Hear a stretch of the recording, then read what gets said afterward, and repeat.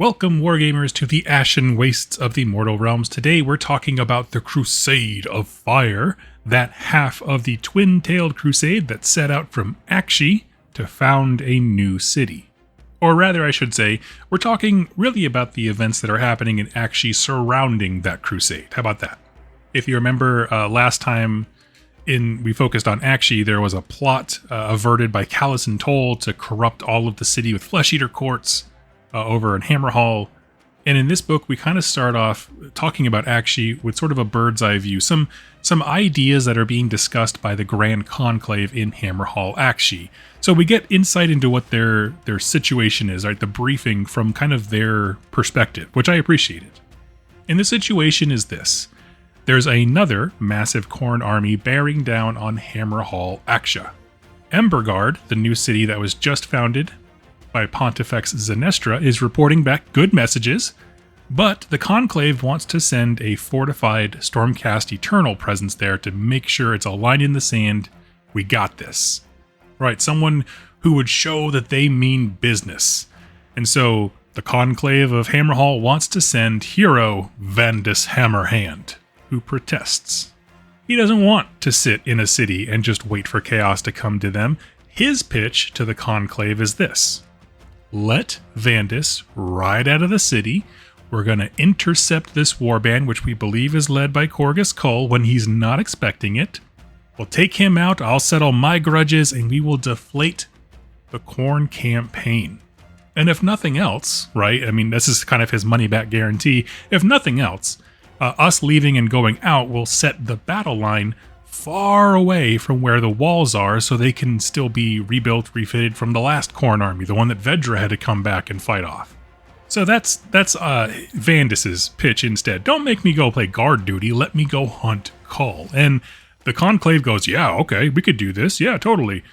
But the Grand Marshal herself, Vedra, thinks this is the dumbest thing ever. And I love this, right? She's looking at Vandus going like, this is obviously just about him and his bromance with Corgus Cull. Stop trying to ship these two and station this dingus at the fort in Embergard. But the Conclave relents, and so Vedra decides essentially to take her knights and move with the Stormcast, basically because she wants to keep an eye on Vandus. And so that's where things stand in Aqshy. Cull is apparently descending upon the city. Embergard is right over there. Thumbs up right now, but waiting for reinforcements, and tensions are rising. And we're going to dig into the plot going forward, but one thing before I do that, I want to say if you're interested in any Warhammer merch, please consider using the link in my link tree down below. Games Workshop was kind enough to take a chance on creators like me and give me an affiliate link so that you can support me by buying your favorite Games Workshop things. Every time you use the links in my link tree down below, big or small, it goes directly to supporting me, my wife, our cats, the whole channel, and I could not be more thankful for each and every one of you.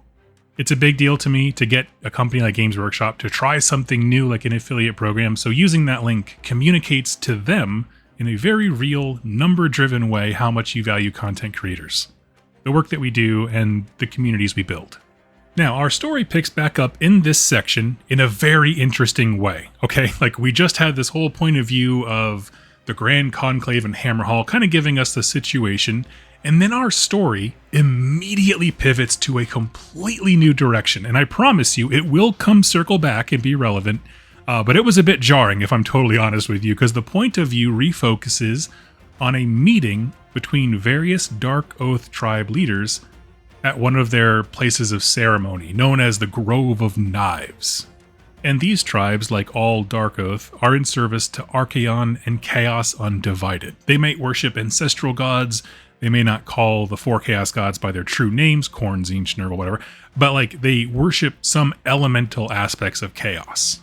We'll talk about it more in a future video, but they have fleshed out the Darkoath side of that army way more than it ever was before, and it's really compelling stuff. And the leaders and the shaman of all these tribes start to begin receiving visions of what the Ever-Chosen wants, just like we talked about they did over in Ghiran, right? When Abraxia was kind of mustering a whole bunch of Darkoath tribes. This is something kind of similar, but over here, these tribes have been plagued by demonic forms trying to pierce the veil and deliver messages. In return for faithful service, these entities give boons, strength, long life, but also spells and magics that help them survive the wastes or live more safely or hunt more productively.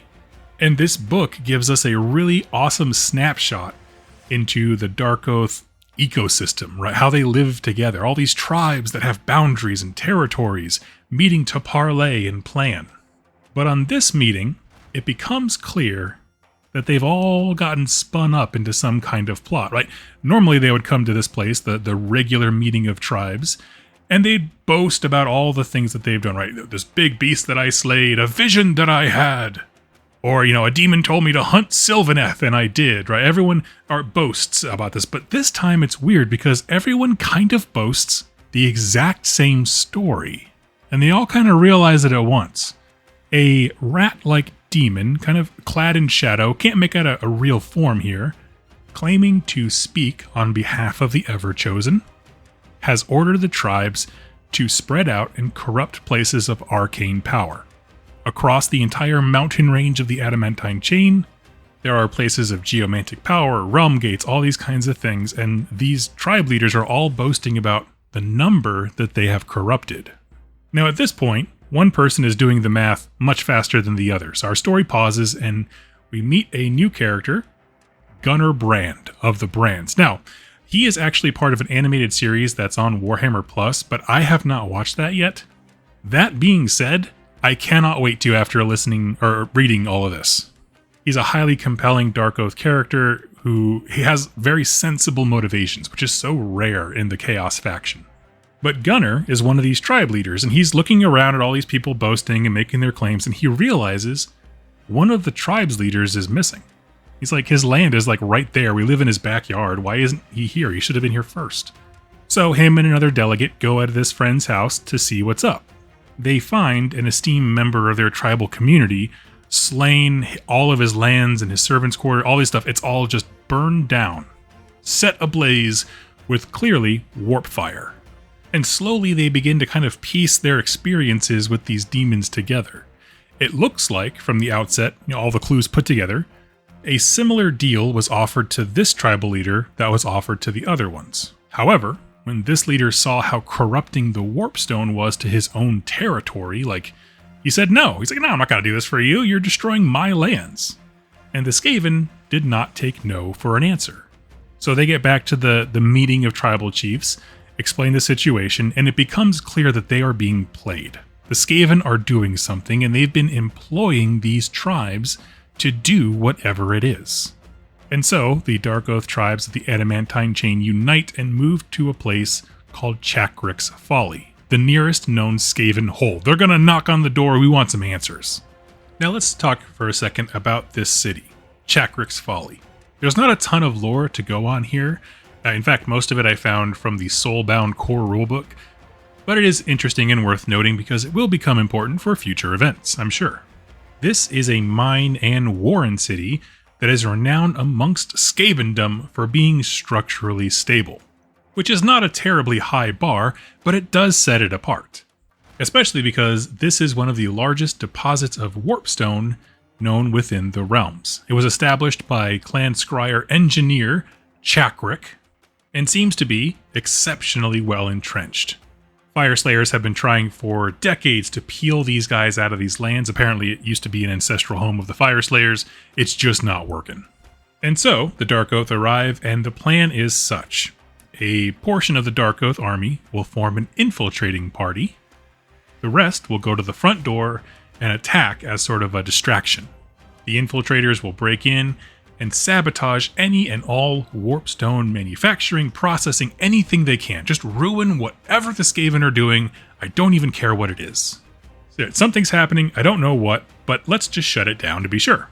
And this part of the story goes off fairly well. There's some awesome fight scenes between Darkoath and Skaven. Honestly, it seems like whoever wrote out the plot for that commercial we saw for 4th edition with the Skaven just going hog wild kind of wrote some of the scenes here. There's rifles, Jezzails, hell pit abominations going absolutely mad. And they're making their way deeper into Chakrik's Folly, and a few things begin to stick out to these parties of Darkoath. The first thing is that these gears, cogs, power lines, engines, all the junk that they're seeing seems to all be connected and feeding into one central chamber.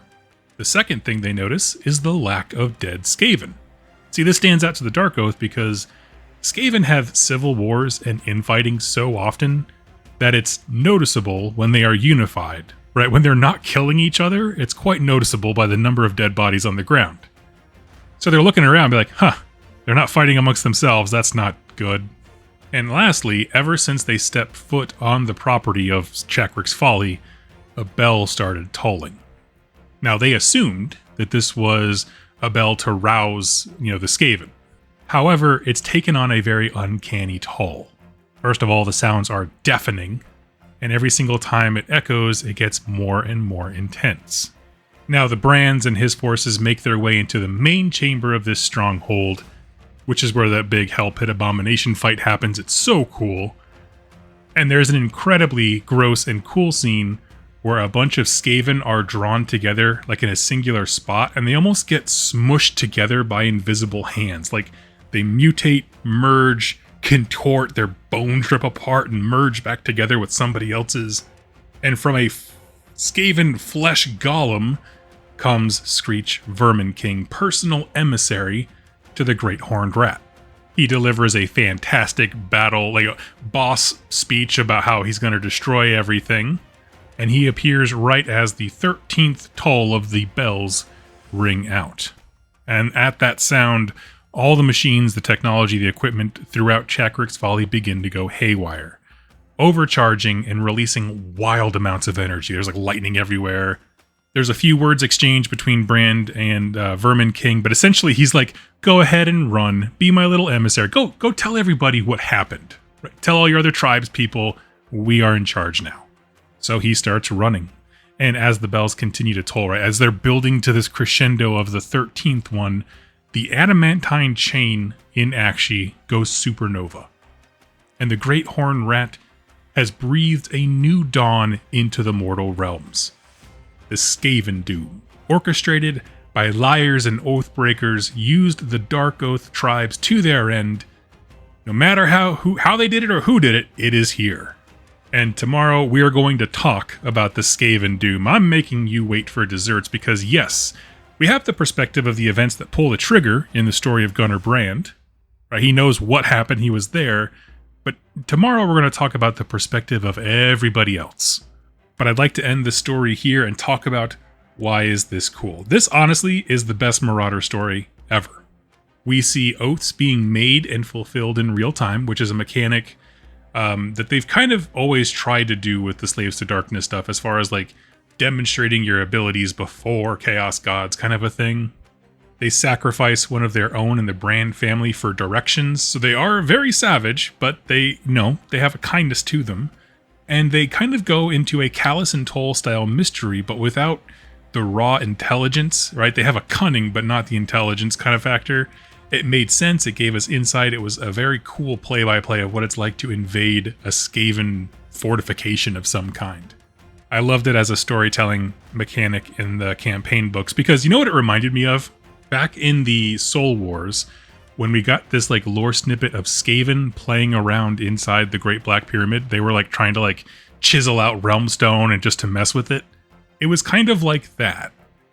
We got a perspective, boots on the ground, what was happening there at the epicenter, and then of course the rest of the stories are about what happened to the rest of the setting. But it was a really great way to introduce Gunnar Brand narratively, at least to the written form, and having them be at the center of events so we see what happened at the Skaven Doom.